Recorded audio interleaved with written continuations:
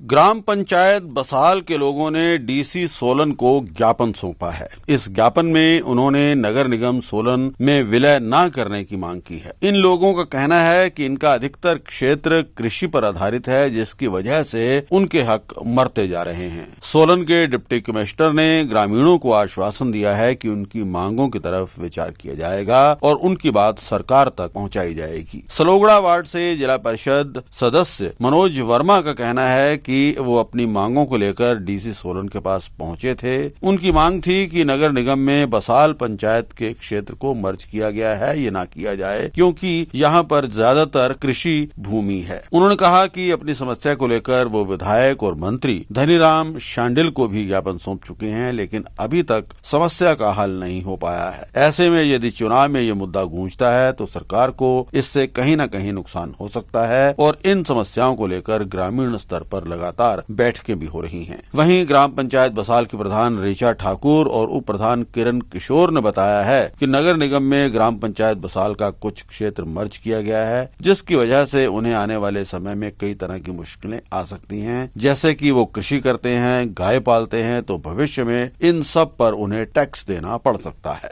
देखिए, ये आपको मालूम है कि पिछले काफ़ी लंबे समय से हम एक प्रयास कर रहे हैं। गवर्नमेंट के साथ हमारा एक पहले से विवाद है। विवाद क्या है कि जो हमारे ग्रामीण क्षेत्रों को कारपोरेशन सोलन बनाने के लिए, एमसी बनाने के लिए मर्ज किया गया है, उनको लेकर हम पहले से गवर्नमेंट से बोल रहे हैं कि ये जल्दबाजी में लिया गया डिसीजन है, जिसमें कि कोई तर्क नहीं है कि क्यों उन ग्रामीण क्षेत्रों को ज़बरदस्ती कारपोरेशन में शामिल किया गया। उसी कड़ी में पिछले काफ़ी 3 साल से हमारा इसमें प्रयास चल रहा है। हम बार बार सरकार बदलने के बाद भी जो अब प्रशासन में है, शासन में है, नेता हैं, मंत्री हैं, उन सबको ये बार बार से ज्ञापन दे रहे हैं। सीएम साहब से भी हमने मुलाकात की थी। हमारे जो लोकल विधायक हैं और माननीय मंत्री हैं सोलन से डॉक्टर धनीराम शांडिल जी, उनसे भी आग्रह किया था, उनको भी इस विषय में ज्ञापन दिया था। उसी कड़ी में अभी बसाल पंचायत में भी हमने दोबारा से ये जो है प्रस्ताव डाला है कि इन क्षेत्रों पे पुनर्विचार किया जाए जो उस क्राइटेरिया में फॉल नहीं करते हैं, जिनका अभी शहरीकरण नहीं हुआ है। ख़ास तौर से जो पुश्तैनी लोग अपनी ज़मीनें, अपने घर, अपनी खेतीबाड़ी करते हैं, उनको एमसी में आकर कोई फ़ायदा नहीं हो रहा है, उनको इस क्षेत्र से दोबारा से बाहर किया जाए। तो अवश्य तौर से अभी मीटिंगों के दौर चल रहे हैं, अन्य गाँव में भी मीटिंगें हो रही हैं।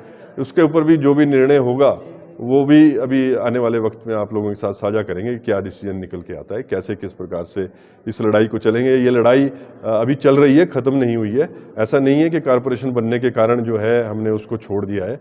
हम अपना कार्य कर रहे हैं, सरकार को मौका दे रहे हैं। ज्ञापन दिया है हम लोगों ने कि जो हमारा ग्राम पंचायत का एरिया है वो नगर निगम में ना जाए, क्योंकि यहाँ के मुख्यतः लोग किसानी पे निर्भर हैं। तो वो किस तरह से नगर निगम का जो वो टैक्स है वो किस तरह से पे करेंगे, क्योंकि किसी साल फसल बहुत अच्छी होती है और किसी साल बिल्कुल ही नहीं होती है। तो किसान किस तरह से मतलब देंगे, ये हमें समझ नहीं आ रहा है। और किस बेस पे मतलब गांव के लोगों को नगर निगम में लिया गया है। सरकार से डिमांड यही है हमारी कि एमसी में हमारा एरिया ना जाए, क्योंकि गांव के लोग मुख्यतः तो यही है कि टैक्स किस तरह से पे करेंगे और कुछ इस तरह से कि हमारे मकान चले गए एमसी में और हमारे खेत रह गए हैं पंचायत में, तो किस तरह से हम कार्य करेंगे।